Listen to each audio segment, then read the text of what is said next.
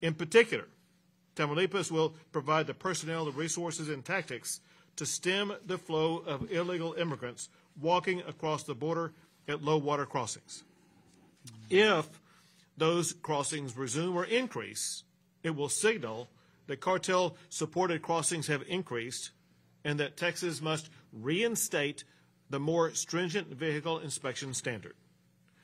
Now, however, because Tamaulipas has increased security on the Mexico side of the border and is committed to contain low water crossings of illegal immigrants, the Texas Department of Public Safety can return to random searches of vehicles crossing all of the bridges from Tamaulipas.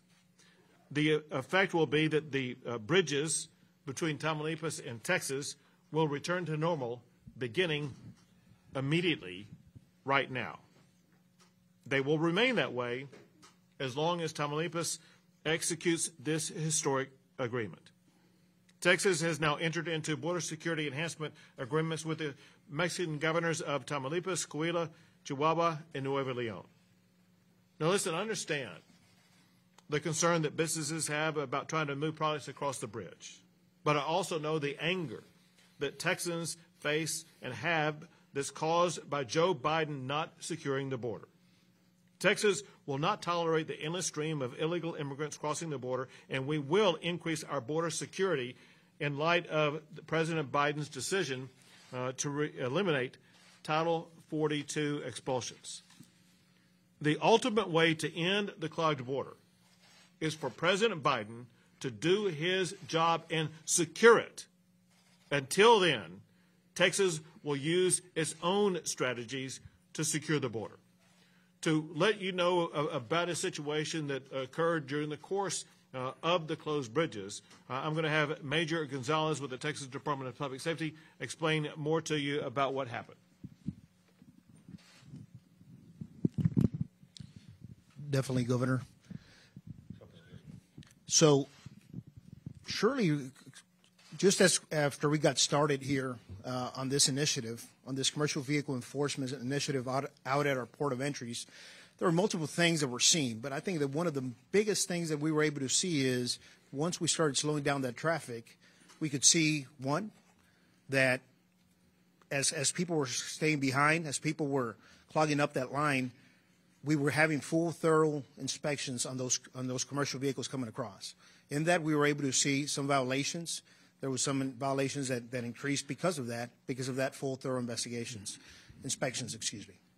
But the other thing also that we're able to see is just a few days later, some of our trucker that are bringing all that freight across, we could see that they started their own strike on the Mexican side of the far port of entry. But just about a day and a half, 2 days later, the cartel went in there and they burned multiple vehicles, and they also started shooting around that area. The truckers who were out there striking were scared, and that's when that strike finally ended. And so that truly showed the impact that this has been having not only on the truckers but also on the cartel, and the desperation to open up that port of entry to continue to do what they've done. That's one of the examples that we've had. We've had others where they've talked about everything that's going on the Mexican side and how that has affected them. And also they've told us that they're concerned with taking different routes to different port of entries because, again, they will be stopped by the cartel representatives. So, again, it has had a big impact on them, and it's something that could easily be seen that occurred just a few days ago. Thank you. Thank you, Mr. President. Thank you, Major. And now I present to you Governor Cabeza de Vaca. Thank you. Thank you. Good afternoon. Thank you, Governor Abbott. It's my pleasure to be here with you today in Huastlaco, not very far from Tamaulipas. As we discuss, we are delighted always to be a partner in every endeavor regarding trade, travel, and security of our shared border. I thank you for trusting us and asking for assistance in this matter. We're happy to help. These issues on our shared border are certainly unique. We have many shared interests in seeing and disrupting of organized crime, which is chiefly responsible for human trafficking, we are witnessing today. But make no mistake, the only way to cure these issues is to work together. Since I came to office in 2016, my main priority in my state was to address the security problem left on my lap by previous administrations. In 2016, my state was ranked among the 5 worst states in terms of security. And today, I'm happy to report that we're among the top 5 best in all Mexico as ranked by Mexico's federal authorities. We achieved these milestones by putting together a 5-part plan to look up from worst to one of the best. I began a major undertaking in evaluating the state police at various levels. We conducted various personality tests and polygraph to everyone. We started a major recruiting effort and doubled our police force and established 2 police academies and universities to train our police officers. We elevated their salaries to be the best paid police force in all Mexico, while giving our police force benefits such as scholarships for their children so they can go to school and universities. We also put a police outpost stations every 50 kilometers along the highway systems and added traffic patrols for travelers. Last year, we were ranked the best and safest highways in all Mexico. We built also 5 major police complexes throughout the state to house, train, educate, and feed our state troopers. 3 of them are located right on the border, one in Nuevo Laredo, one in Matamoros, and one in Reynosa. And lastly, we just inaugurated the most advanced C5, which is a command, control, a computer communications system. This is the best and most sophisticated center in all Mexico. It's located just across the border, right in Reynosa. It's the brain of the state, where we get instant feeds from police vehicles, over 5,000 video cameras that are located in all the states, especially in the border with Texas. And Governor Abbott, I take security very seriously. As other states on the border and within the Republic of Mexico just talk about security and announce these plans that never materialized, we are living it each and every day. We're achieving significant results. In fact, one of the most successful programs today, we have had 4 times the program that we have established in 2018, which is called the Campaign for Security and Prosperity. It's a program that Tamaulipas put together with 7 separate federal agencies, such as Border Patrol, CBP, ICE, FBI, and DEA, among others, to identify, track, dismantle, and arrest drug cartels and organized crimes buses. We put most wanted billboards and stand-ups in airports, land ports, and roadways in both sides of the border to help and make sure that we get anonymous tips. I'm happy to report that we have captured over 16 buses of the organized crime, many of whom we have delivered to the authorities here in the United States. Organized crime pays no attention to the border, which is why we have these issues in both countries. Human smuggling has become a billion-dollar business. As things stand today, there's no end in sight. I mention these things because the main subject of why we're here today is security. Security on the ports of entry and between the ports of entry in concern that takes cooperation and commitment and efforts of all of us. And though we have worked with the Texas Department of Public Safety for various operations, we must renew our efforts to continue working together between Texas and Tamaulipas to help solve these issues. Immigration control is a federal issue, but I will always commit assisting where we can do what we have to do. Ultimately, it will also benefit the people of Tamaulipas. We don't want organized crime in my state any more than you do. This is not an easy task. We don't have only 9 miles of border and one boarding cross like my neighbor to the west. We have over 230 miles of border with 18 boarding crosses.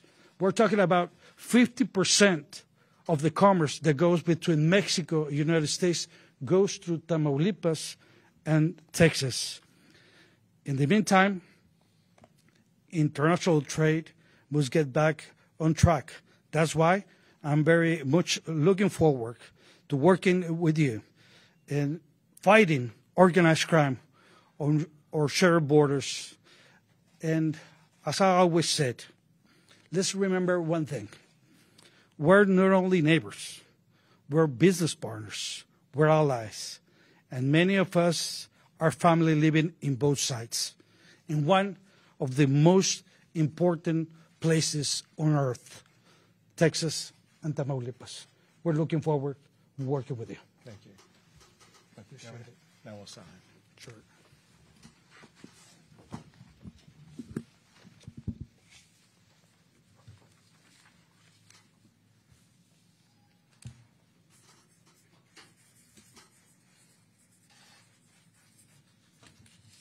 Trade you. Oh, here we go. Here we go.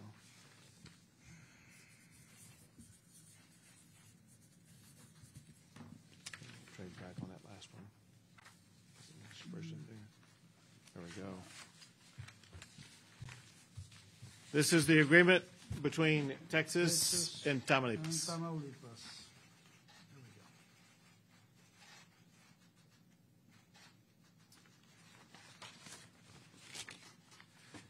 We have to answer a few questions. We have seen trucks being set afire near the Reynosa Far International Bridge. If you agree with the governor's DPS measures and said this is being started, these fires in trucks started by organized crime, and therefore, if you agree with this synopsis that's being provided, when you start your inspections, could you ensure the safety of trucks waiting in the Tamaulipas Mexican side of the border? Well, let me start by saying that the people that were involved in that fire have already been captured. Okay, so the investigations are going on.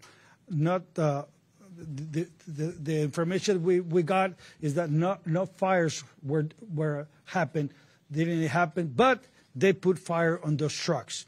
But those 3 people they were captured, and the investigations are going on.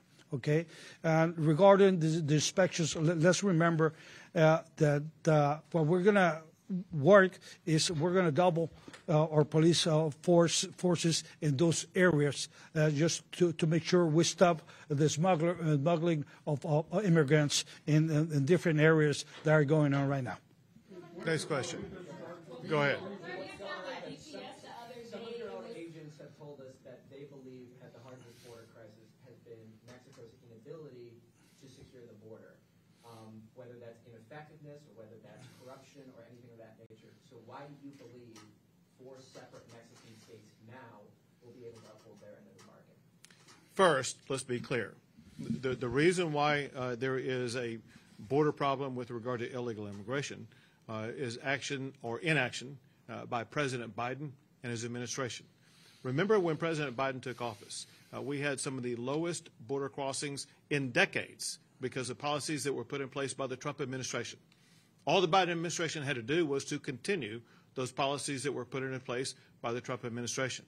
Instead of doing that, the Biden administration eliminated all of those policies, and he sent a message to the entire world that the border of the United States was open, anybody could come in. If Biden were to stop everything that he did and reimpose the policies that were put in place by the Trump administration and tell the world that the border to the United States is closed as opposed to assisting them in, it would once again lead to far reduced border crossings. We're gathered at an event today solely because Biden is not doing his job.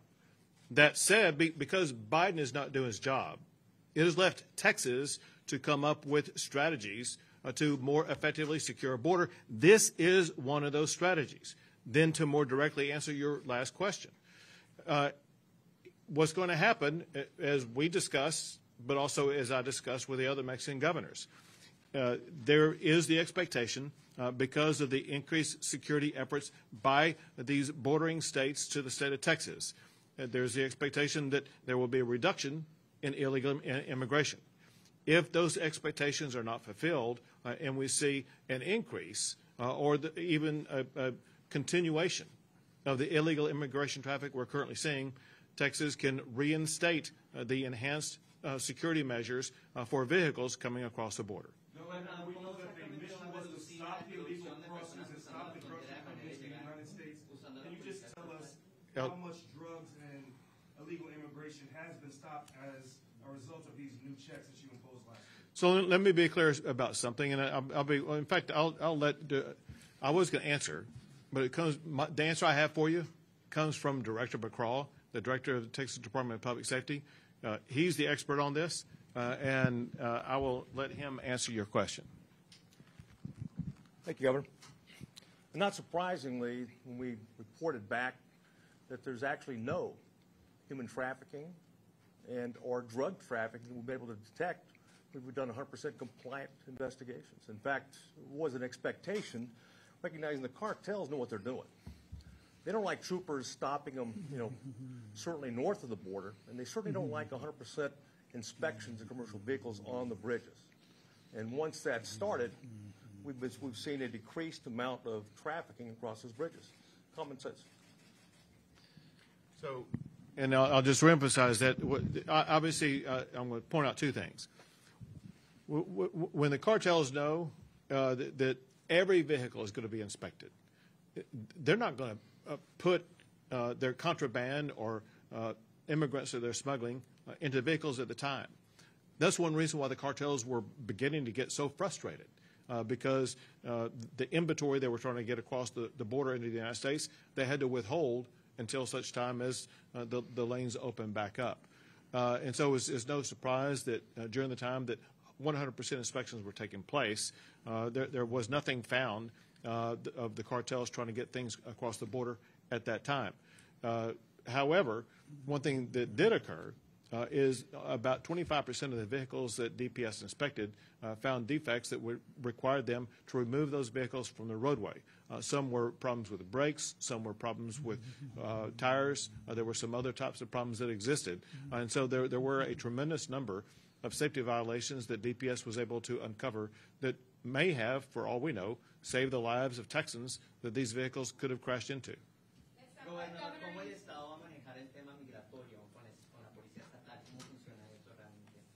Te voy a contestar en español. De entrada, comentarte que esta es una facultad del gobierno federal. Sin embargo, nosotros, dadas las circunstancias que se están dando y cómo el tráfico de migrantes está fortaleciendo los grupos criminales, es ahí donde el gobierno del Estado está actuando con firmeza y determinación.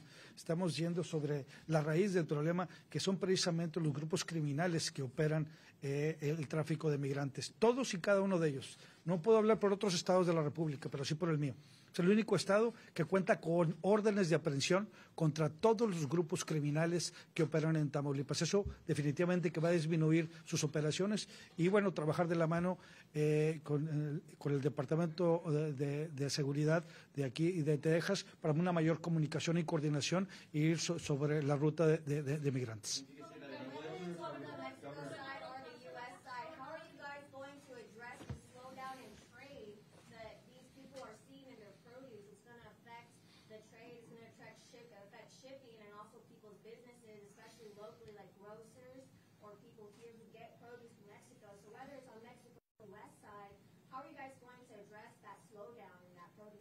I'm going to make 2 points. First is, as we are speaking this moment, all these bridges are open back up to normal trafficking. And so all the goods that used to go from one country to the other at a very rapid pace they are moving at that rapid pace as we speak right now. With the caveat, and that is if we do see increased trafficking across the border, we will strategically shut down certain bridges. However, this is the very important point I want to make, and that is there are a lot of businesses who make money by moving products across the border. Those businesses need to be involved right now in communicating with President Trump and President Lopez Obrador, because it is going to cause financial challenges to businesses, especially in Mexico, if we have to re-implement these measures, which I'm not hesitant to do so whatsoever. It will be Lopez Obrador who's going to begin to deal with the financial consequences of the actions of the state of Texas unless and until he will work with President Biden so that they will make sure they stop immigration that is illegal by the laws of the United States of America. Governor Abbott, you said previously that you would, or you just said that you would re-implement the mechanical inspections of vehicles at the bridges if there's an uptick in immigration, illegal crossings. We've acknowledged that these mechanical inspections did not find any immigrants, are not best positioned to find immigrants. That being the case, is the goal to inflict economic pain as a way to put pressure on your Mexican counterparts? So first, to be clear, inspections are not going to end. Inspections were always taking place. There was a change in the strategy, and that is to inspect 100% of all the vehicles. And the answer is yes, if there is not a slowdown in illegal immigration, there will be a re-implementation of 100% inspection of all commercial vehicles. And a consequence of that is financial pain. And that financial pain is necessary to get the public to insist that their government leaders, such as the presidents of the two countries involved, take the action that is needed to solve this problem. Two more questions. Con mucho gusto.